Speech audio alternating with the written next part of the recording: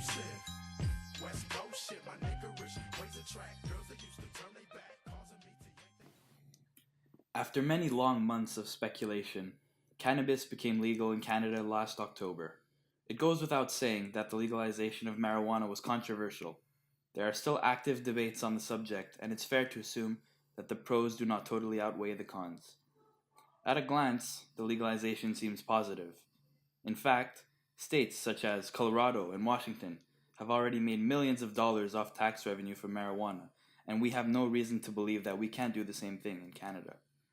Sure, we will make a lot of money off this legalization, but some are concerned with the health effects and the cost that it will bring to our healthcare system.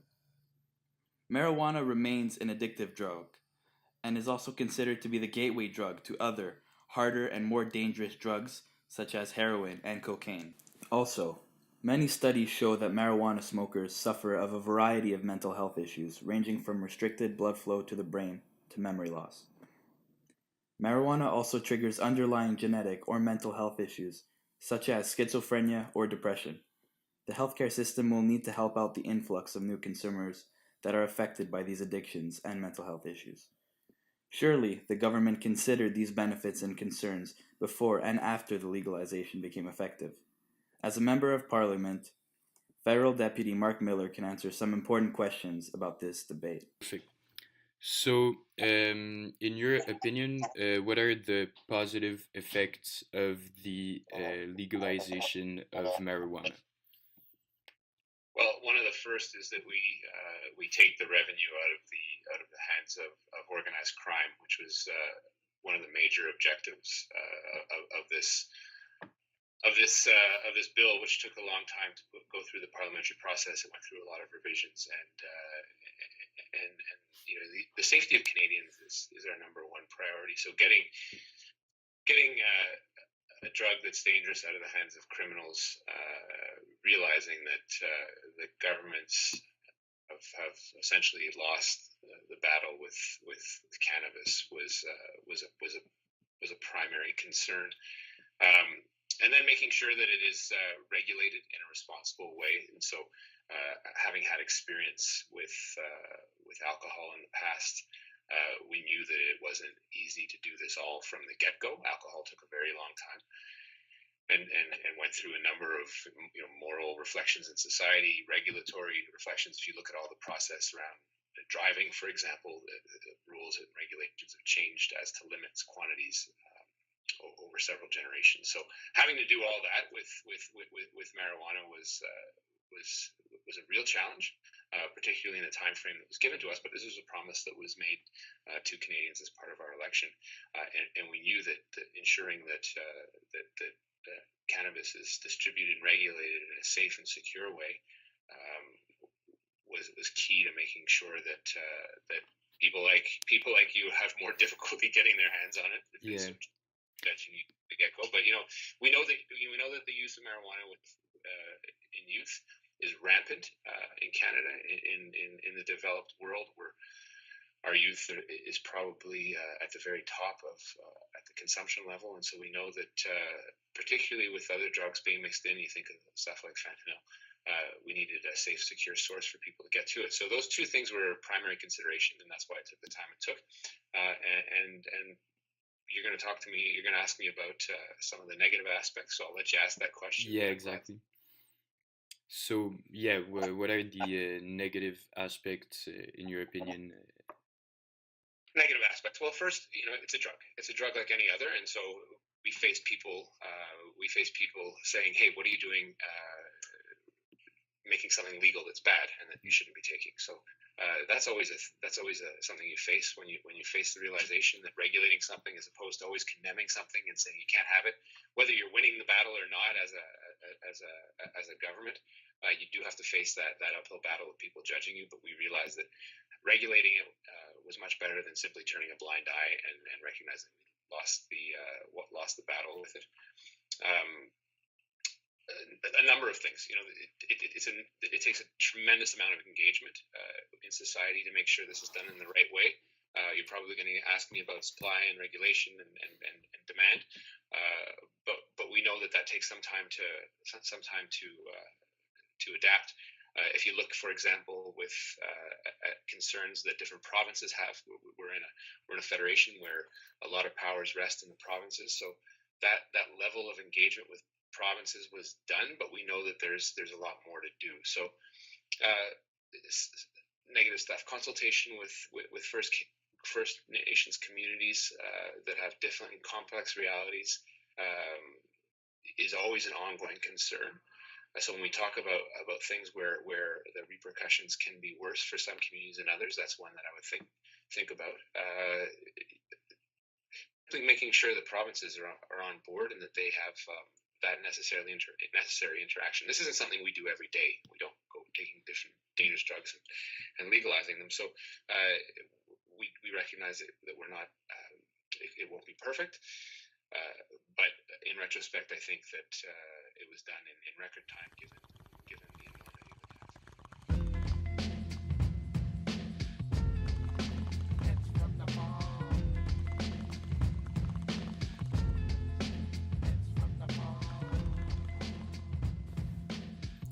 3 months have passed, and hindsight is 2020. Before the legalization, one of the arguments in favor was that the legalization of marijuana would discourage the sale of marijuana on the black market because of the legal alternative being the SQDC. Despite the black market prices being cheaper, most people would probably rather pay a little extra money instead of getting arrested. Not only would people buy it legally, but more people who would previously not buy it at all would definitely go out and try it. At launch, SQDC stores offering multiple varieties of marijuana were bombarded by excited future customers. People stood in lineups that, at times, were more than a couple of blocks long. However, just a few days in, the SQDC's stock was completely gone, leaving many customers empty-handed. To gain a better perspective on this situation, we interviewed a local SQDC worker.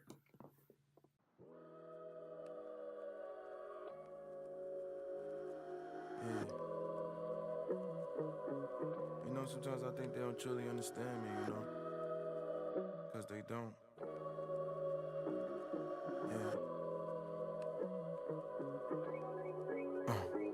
Can't change the world unless we change ourselves.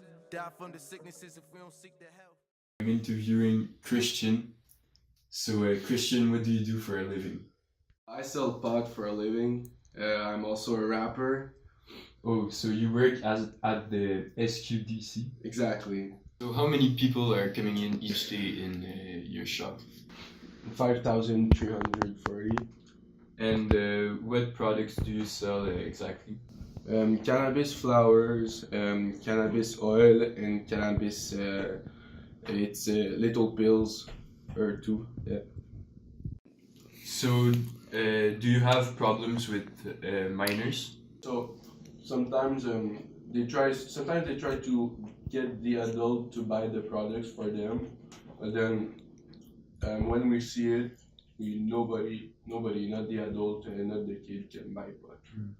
So what do you think about Lego's new law putting the minimum age to buy legal weed at 21? The black market is still really accessible. So all the people in that can't buy weed right now that are minors, I think honestly they're going to go back to the black market and so I think if you compare the black market with what we sell as at the SQDC, it's really there's no comparison, you know. And Okay. yeah. Your products different from the ones sold in the black market?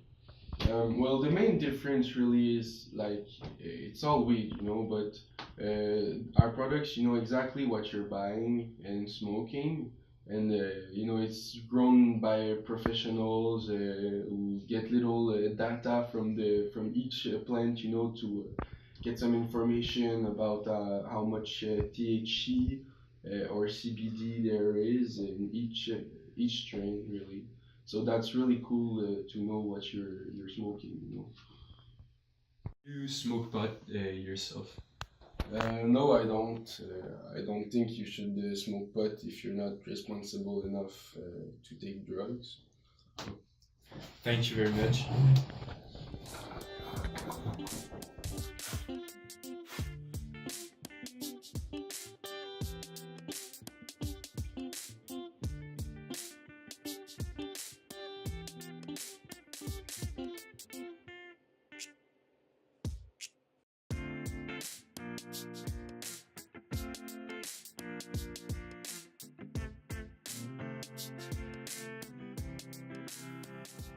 Despite the shortage issue, which is expected to be a short-term problem, the weed that is sold in government-controlled stores is standardized to a certain quality and safety level, whereas pot that is sold in the streets is much more dangerous because you never know what exactly you're buying. Regardless of whether you are for or against it, one thing's for sure, this legalization has touched many Canadians, whether as consumers, growers, or employees. But ultimately, it's your choice whether or not you will be affected by it too.